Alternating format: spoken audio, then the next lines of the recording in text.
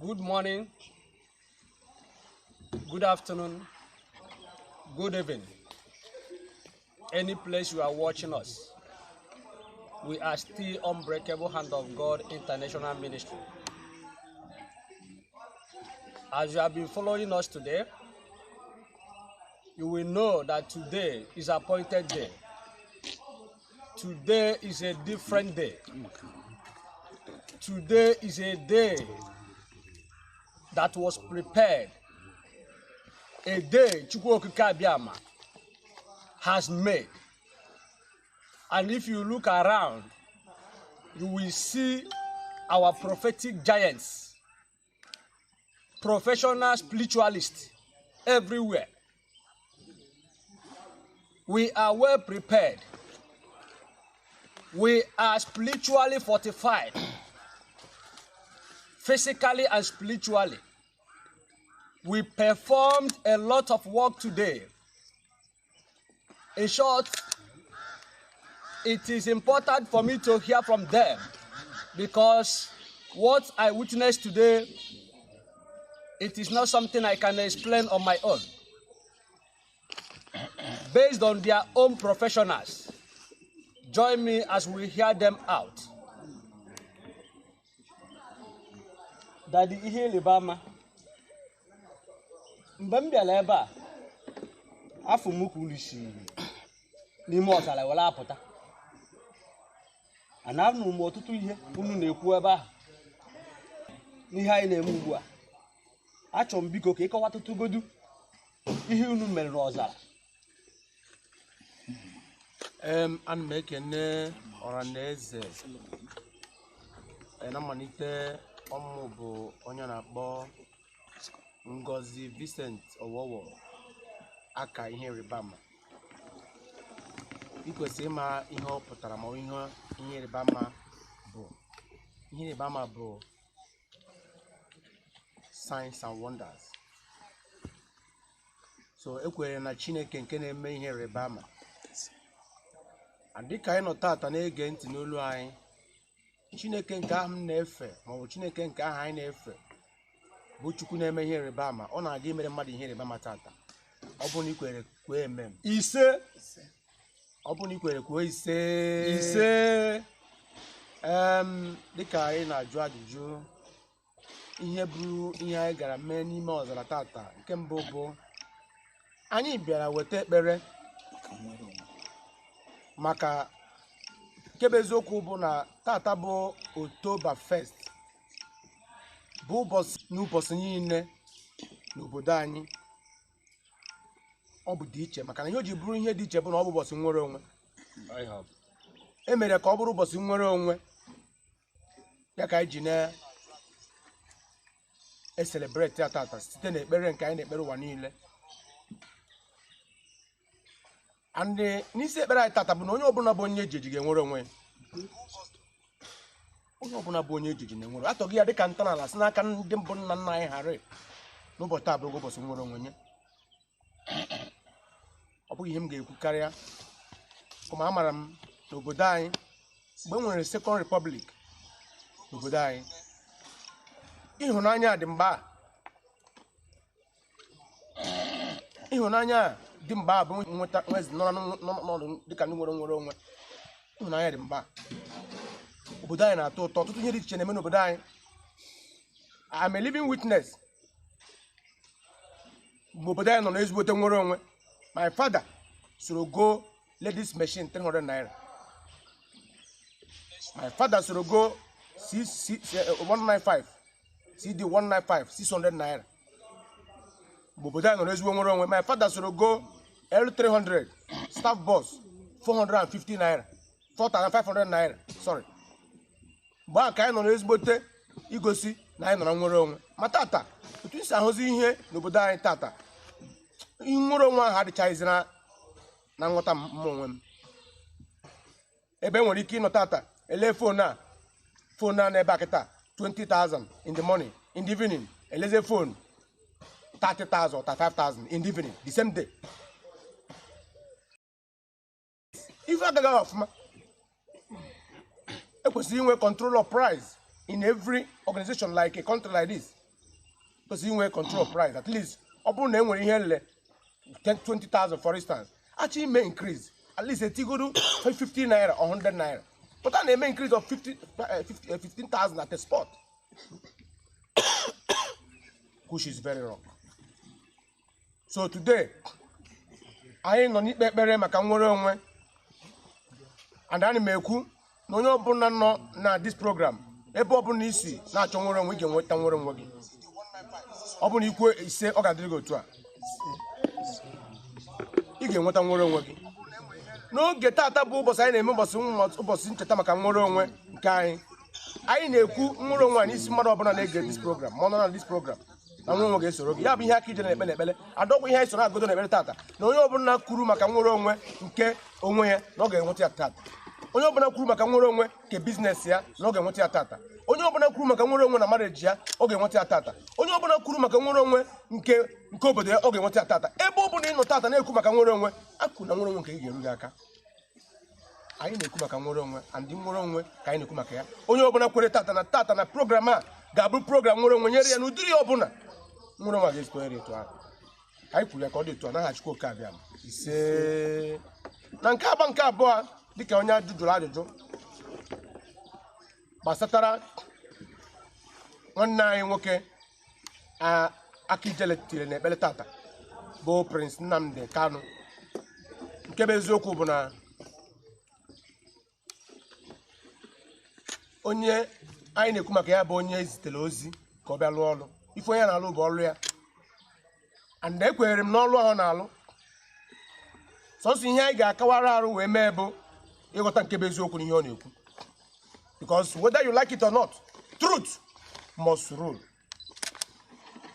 One of my preacher told me ofu onye nkụzi m gwara m sị m na eziokwu na-abịa n'ikpeazụ na ihe eji hate ya truth ọ na-abịa after all damages after all destructions eziokwu wee bịazie from somewhere but ana m ekwu ka nke ghara iweta so much destruction or so much damages achọ ka Chineke anyị ka anyị na-akpọkụta taa ụbọchị nnwere onwe weta eziokwu ka ọ bịa na ngwa ngwa ka ọ bịa ọsịsọ because ọ bụrụ na eziokwu abịara ngwa ngwa etu nsi ahụta ihe dịka onye amama tụtụ ihe mbibi ga-adị ma Chineke ekwe Dada ihe ịrịba ma o nwere ihe ọzọ m chọrọ ịjụta gị iji wee gbanye okwu nke ikwu gasịrị ịma na abịa na ala anyị ka o si wee dị n'ụbọchị taa ọtụtụ ihe mfuju anya ihe mmekpa ahụ jupụtara ebe niile ndị mmadụ a na-ebe ha na-eti kedu ihe dị ka agbamume ị nwere ike ịgwa ndị dị otu ahụ n'agbanyeghị ihe niile na-adakwasị ha n'isi mana ha na onwe ha n'ime ha were obere nkasi obi ma ndị anagide ihe niile na-abịakwute ha kedu agbamume ị na-enye ha n'iji wee kwudosi ike wee na-eso nwanne anyị nwoke nke a na-akpọ Nnamdi Kanu? Agbamume m na-enye mmadụ niile bụ kebe eziokwu ihe anyị na-eme bụ ihe mmụọ ife anyị na-afụ today is biblically ọ bụ ihe edere n'okwu Chineke ọ bụrụ na ị gaa n'akwụkwọ nsọ n'akwụkwọ Exodus chapter 13 from verse 14 to 15 ị ga-ahụ n'ụbọchị nke ụmụ Israel na ndị bụ ndị mere ha ohu bụ ndị Filistia ọ gbajuru Chineke ezite onye ndu iwu na onye ọbụla na-eji eji maọbụ ndị ọbụla na-eji eji onye ndu ga-adị mfọ so ana m ehelu onye bụ Nnamdi Kanu the prince himself ana m ehelu ya na ọ bụ onye ndu anybody nwere ike imove 20 people to believe in him is a good leader onye ọbụla nwere ike imove like more than 1 million or 20 million people all over the world is a leader indeed so ana m ehelu ya dịka iji dịka m nọ na-ehelu ya achọrọ m ịgwa anyị niile okwu na ihe bụ ihe na-eme tata bụ ihe mmụọ o mere dịka m kwuru n'akwụkwọ Exodus chapter 13 o nweghị ihe ị ga-eme na-abụghị na ị ga-eguzosi ike ndị Filistia chụọrọ ụmụ Israel wee chụgide ha na-abata n'oke osimiri ha agbachie ọ bụrụ na ha gaa n'iru osimiri eripịa ha ọ bụrụ na ha laghachi azụ ndị iro egbuo ha this is a point time. Ihe ya nọkịta bụ n'oge akara aka. Ị gaa n'iru osimiri rie gị. Ị laghachi azụ ndị iro egbuo gị. Naanị ihe ị ga-eme dịka Jehova gwara Moses bụ onye ndu. Ọ sị mgbe Moses na-eti mkpu, Jehova wee jụọ Moses, gịnị ka iji n'aka gị? Ọ sị na ya ji naanị mgbanaka. Ọ sị ngwa were mgbanaka gị kwuo okwu. Only prayer will be the remedy. Your prayer, that is your staff, will make the Red Sea to the market. If you read the Red Sea, the market, you will get to the promised land. Prayer is the answer. Prayer is the answer. Prayer is the answer. He said, okay, daalụ nne. O nwere ihe ikpeazụ m chọrọ ịjụ gị. Ịbịa na nnwere onwe anụnwa ndị be anyị na-azọ. Mgbe ụfọdụ ofu onye n'ime ha pụta kwuo okwu banyere nnwere onwe a. Ọ dị ka a ga-asị n'ụwa niile kwụ n'okwu ahụ ekwu. Mgbe ụfọdụ ọtụtụ ndị dị iche iche ha na-ekwu na-asị na Biafra dị ka ọ dị spiritual. As a spiritualist, achọrọ m ikwu ka ị kọwatụtụgodu ihe banyere ya bụ Biafra. O nwere ka o si wee dị spiritual. I want to give achọrọ m ihe mmadụ niile just a little assignment. A little assignment. In my own phenomenon ya na nghọta nke m. Ana m eme ihe mmụọ. And achọrọ m ka ime ihe mmụọ kịta just mee ya practical. Jee nwụtara m ọkụkọ ndị Hausa. Nwụtara m ọkụkọ oyibo bụ Greek. Nwụtara m ọkụkọ ndị Igbo. Tinye fa niile n'ime ụlọ. Just mee ya kịta ma ọ bụ na ịchịkọta ihe m na-ekwu. Itinye niile n'ime ụlọ. Ọkụkọ Agrik ga-anọ ebe ọ nọ. Na-asụgharị isi. Ọkụkọ Hausa ga-anọ na-egwuru ụkwụ ya. Mana ọkụkọ Igbo ga-achọ nnwere onwe. An Igbo man needs freedom. An Igbo man, and every average Igbo man needs freedom. That is the nature of Igbo man. That's why sometimes the man nature and Igbo nwere. But we need our freedom. We have a nature. I need a nature of having a freedom. Only Igbo ọbụla nwere nature. That is our nature. So I na-ekwu that ọbụna ịghọta ihe m na-ekwu ọfụma gaa mee these practical things. Ị ga-achọpụta that every woman nwere spirit of having a. That's onye ọbụla bụ onye Igbo nwere mmụọ inwe nwere onwe nke onwe. Okay. Thank you very much. Wadalụ nne. So okwu gị na-akọwa na-agbado ọkpa na ihe gbasara Biafra bụ ihe mmụọ. Ihe mmụọ ka ọ bụ. Okay, daalụ nne. Daalụ nne. Ọ ga-amasị anyị ịjụ our daddy general, aka the gentle lion. Anyị na-ekele gị nke ukwuu. Ọ maka ihe anyị mere taa ọ ọgbakọ. Daddy, kedu ihe ị nwere ikwu banyere ihe anyị mere taata? Okay, thank you very much. Dịka ihe anyị mere taa,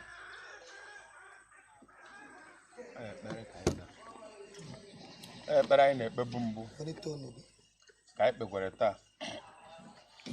Mana ihe nke taa ji wee dịzị ka ọ dị iche maka na anyị na-ekpebu ekpe mana ọdụ ajụjụ ndị agha dị. Mana ihe nke taa ji wee dịzị ka ọ dị iche bụ na taa bụ October 1st. Taa ka anyị agwara anyị maka na mgbe o mere aka mụ na ọfọsọ amụbeghị anyị. Mgbe obodo anyị dị ka Nigeria, obodo anyị bụ Nigeria nọ dị ka ndị eji ndị na-agba odibo, ndị a na-agwa ihe ha ga-eme, ndị a na-agwa otu ha ga-esi nọdị. So but at the end of the day, that God may have it because we almost according to history, 1963, I think October 1st, 1960 or 1963, we made Nigeria more independent. That was there Nigeria, and they recognized that one in America. So then Imogo on Tabun Cheta, or not Nigeria will own. Here in a matter of remembrance. We are just like celebrating happiness each other. But I will wine. So on here megata. Then I am a Yosi Chineke. In I nature Taneke Niekene. In other words, we are thanking God Almighty for making it possible for anyone in Nigeria inwere onwe anyị. Nigeria na-eme exist na-aga. So ekene ka anyị na-enye Chukwu oke abịa ma n'ihe o mere ime ka anyị nwere onwe anyị. Wee na-ayọkwazi ya ka ndị niile kwesịrị inwere onwe fa dịka anyị na-eme celebration na ka ha nwerekwa onwe fa individual, not even only country or the nation or state. Individual chọkwara inwere onwe fa. There are many people who under bondage, ndị eji echi n'ụzọ dị iche iche. So we are praying that the same grace that speaks for us, that gives us freedom, we speak for individuals. When do know, but then when do know abroad, when do know in a village, and when do know village, individual people when bondage, satanic bondage, demonic suppression, spiritual change. Then we decided to go into the desert to intercede. First of all, we thank God. We made us to know what is called freedom. Then because I've discovered and find out that are you aware? Nabatia. When a music and the question you were one and were born. Can the same God, Macas neck and Dickena Yomer? Ikadia Imozo. So, every when you kick it and come, I can one and when they catch when they catch you were one knows all the teacher. So I neck and come and now you're when nature, now I can win in the choria. One teacher and I feel as well. There are people who know as well if they when find as they are in chains spiritually. There are some businessmen, nobody but they are in chains spiritually. There are some women who do today, but they have nothing to talk about, no happiness of marriage because they have no issue. If I have chains or bondage, they are not free. They can't be bold enough to talk or to say something. And there is the guy arrested. But when such blessing is being given to them, they will be free to say something where others are saying. So many people are in bondage. So I make a chineke. Nature that was there. Now here woman that year, each will make I want why they are emma. And na kachoro. Ka enwe kwuo ya more. Ka ndị niile chọrọ ya. Like today, many people. Many people are crying, they are praying. Even over there in overseas, they are praying for the same independence, liberty, freedom. So, Augustine Hachoroya, Augustine Oblachoria. So, Tata, Yamerita, Bu Osarais, Wabutabu, Aijere, Pere, Ugo Chuku Kabiama. We Kosaraya na Yomere de Mma, Imeka, and Wurong. Then now, was here. Naka wogwende ka na-achụ nwere onwe a na-enwere bụ onwe and ya nyere ya mekwu onye ahụ o mere n'oge ahụ ya mana Chineke adịghị agbanwe. He is unchangeable God. The limit to God's power. I mana o ya emewu ya. So anyị na-eme na-echetara ya na-ayọ ya sị ya biko na-enye ya disturbance ka o mekwuo ya cause ọ ka dị anyị mkpa.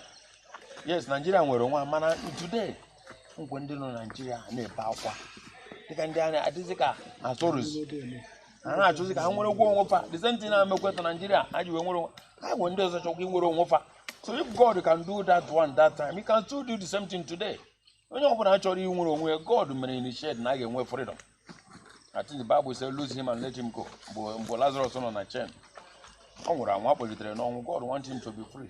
Or politics. Then politics say everything. Also lose him, let him go. Jesus said, He said, lose him, let him go. The same thing in the book of Exodus. The Bible says, Chineke don't wear God, that is God of heaven. Moses. Pharaoh. Rapu Israel. So if freedom is not important or is not needed in the life of a human being, God would have not asked Moses to go and tell Pharaoh, let my people go so that they will serve me. So we are in and I think every individual was name here. Pray for your freedom, pray for your liberty. Ask God to help you. And when I catch you, then maybe you don't know. You don't know the power. You don't have the can challenge him. But it's always in the book of Genesis, Exodus chapter 3. Osichineke we si n'enu we le mmeparu. And the mepandi Israel in Egypt. The Bible says so. God see the affliction and the wickedness that the Egyptians are showing to Israel. I have gone down to the deliver them. I've heard their cry. So when one is needed freedom, you are crying. You need God's intervention. You need God's help. So it is that cry we just want God to hear our voice in different ways. Even our brother and it is a special duty for everybody to have freedom. It's not a criminal. Okay, as I Daddy, know. o nwere ajụjụ ọzọ m chọrọ ịjụ gị. Okay. Dịka isi wee kwuo ịmago na ndị bekee nwere ihe ha na-akpọ independent. Yes. And Nigeria nwere independent na 1960. Exactly, 1960. Yeah. Kemgbe ha ji wee nwee ya bụ independent, ọ bụ na anyị gaa obodo fugoro ụzọ nke a na-akpọ obodo mepere anya. Obodo dịgoro civilized ya ka a na-akpọ ya na bekee. Ịga ebe dị otu ahụ, ọ na-enwegasị ihe ụtọ dịgasị na be ha na-eme ndị obodo ha ji enwere obi aṅụrị n'ụbọchị dị otu a. O nwegasịrị ihe dị aṅaa ha ji were enyere ndị obodo ha aka. Ọ ya bụ a na-eselebreti mbọsị ahụ enwere independent. Obi aṅụrị a na-akpa ha. Ha wee na-asị ndị na-achị anyị jisie n'ike n'ọrụ. Dịka obodo anyị si wee dị, o nwere na-afụta ihe dị otu a. Yeah, actually what you are saying, you are right, but I so much believe that everything that is florical is God's will and God's plan on the earth. Okay. We are just waiting for time. Okay. Actually, nothing good comes easy. Like those people we're talking about now, I know it didn't just start it. Some of them has passed through difficulties. There must be Pharaoh in everywhere. And without Pharaoh, you will not know God's power. Without Pharaoh in the land of Egypt, you will not know who is God. Israelites may not know the power of God if there is no Pharaoh. It is because of the maltreatment of Pharaoh, then they can now understand that there is God. At least God performed so many signs and wonders in the land of Egypt, then made them dare to believe that there is God. That is why when they come out of Egypt, Joshua asked them to all of them to worship the God that brings them out of the land of Egypt. They never know that is God then. They never know. They believe that Pharaoh has the final say. And Pharaoh himself believed he had the final. When the message comes to him, he said, who is God? But Chineke gwara Moses, say God happened in Kenya and everywhere happen him, but say onye go happen him, but God tell him I don't know him. So Pharaoh even never know. So what is happening now? God is aware, but the enemies may not know. And when he can name anything, but we know we are waiting for God's time, and this is the time. God must surely do it. So even I got bigger today, just like and now this time around, God have sent a Moses. And you know the journey of Israelites. It's not a day. 430 years, the Bible reported. It is not composed now 430 years, but the Bible said 1,000 years in the sight of a man is a day in the sight of the Lord. So I know it's a process. Even Pharaoh himself never know. But what happened to Israel, he never know. Because he was still on action to stop to kill them. But God proved himself. How they end up, they don't know. How they stop, they don't know. Even the Israelites, they thought they are at the end of destruction, but they saw victory. I don't know if you are with me. Of course. So I believe whatever that we are seeing now, you only need God's intervention and pray for God to continue to be God, that He cannot change because of any situation. He is God of Israelite, and we Africans, they shall